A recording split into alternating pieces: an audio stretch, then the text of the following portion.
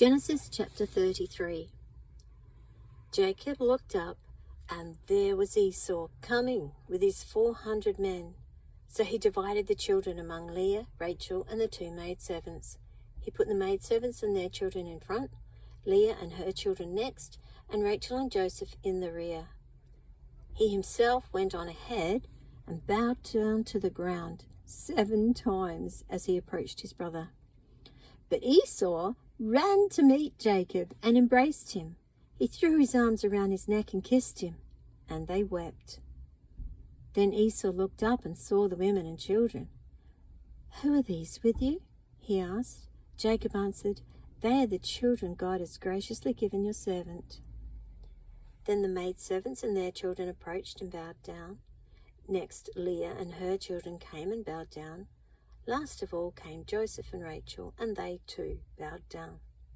Esau asked, "What do you mean by all these droves I met?" "To find favor in your eyes, my lord," he said. But Esau said, "I already have plenty, my brother. Keep what you have for yourself." "No, please," said Jacob. "If I have found favor in your eyes, accept this gift from me. For to see your face is like seeing the face of God. Now that you have received me favorably, please accept the present that was brought to you, for God has been gracious to me, and I have all I need." And because Jacob insisted, Esau accepted it. Then Esau said, "Let us be on our way. I'll accompany you." But Jacob said to him, "My Lord knows that the children are tender, and that I must care for the ewes and cows that are nursing their young. If they are driven hard just one day, all the animals will die. So let your Lord go on ahead of his servant, while I move along slowly at the pace of the droves before me and that of the children, until I come to my Lord in Seir." Esau said, "Then let me leave some of my men with you." "But why do that?" Jacob asked. "Just let me find favor in the eyes of my Lord." So that day Esau started on his way back to Seir. Jacob, however, went to Succoth, where he built a place for himself and made shelters for his livestock. That is why the place is called Succoth. After Jacob came from Padan Aram, he arrived safely at the city of Shechem in Canaan and camped within sight of the city. For 100 pieces of silver, he bought from the sons of Hamor, the father of Shechem, the plot of ground where he pitched his tent. There he set up an altar and called it El Elohe Israel. Genesis chapter 34. Now Dinah, the daughter Leah had born to Jacob, went out to visit the women of the land. When Shechem, son of Hamor the Hivite, the ruler of that area, saw her, he took her and violated her. His heart was drawn to Dinah, daughter of Jacob, and he loved the girl and spoke tenderly to her. And Shechem said to his father Hamor, "Get me this girl as my wife." When Jacob heard that his daughter Dinah had been defiled, his sons were in the fields with his livestock, so he kept quiet about it until they came home. Then Shechem's father Hamor went out to talk with Jacob. Now Jacob's sons had come in from the fields as soon as they heard what had happened. They were filled with grief and fury because Shechem had done a disgraceful thing in Israel by lying with Jacob's daughter, a thing that should not be done. But Hamor said to them, "My son Shechem has his heart set on your daughter. Please give her to him as his wife. Intermarry with us. Give us your daughters and take our daughters for yourselves. You can settle among us. The land is open to you. Live in it, trade in it, and acquire property in it."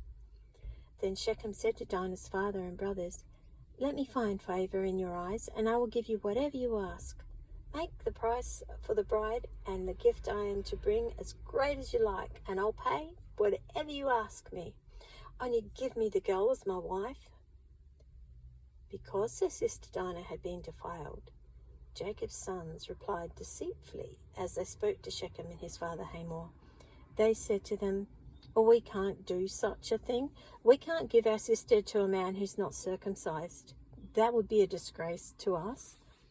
We will give our consent to you on one condition only, that you become like us by circumcising all your males.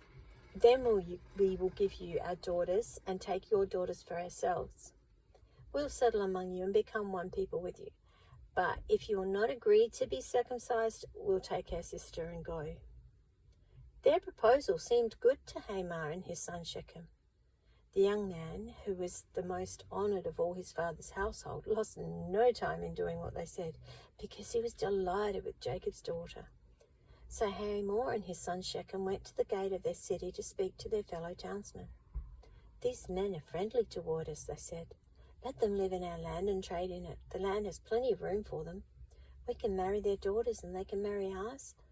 But the men will consent to live with us as one people only on the condition that our males be circumcised as they themselves are. Won't their livestock, their property, and all their other animals become ours? So let us give our consent to them and they will settle among us." All the men who went out of the city gate agreed with Hamor and his son Shechem, and every male in the city was circumcised. 3 days later, while all of them were still in pain, 2 of Jacob's sons, Simeon and Levi, Dinah's brothers, took their swords and attacked the unsuspecting city, killing every male. They put Hamor and his son Shechem to the sword and took Dinah from Shechem's house and left. The sons of Jacob came upon the dead bodies and looted the city where their sister had been defiled.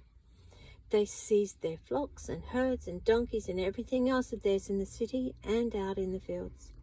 They carried off all their wealth and all their women and children, taking as plunder everything in the houses. Then Jacob said to Simeon and Levi, "You've brought trouble on me by making me a stench to the Canaanites and Perizzites, the people living in this land. We are few in number, and if they join forces against me and attack me, I and my household will be destroyed." But they replied, "Should he have treated our sister like a prostitute?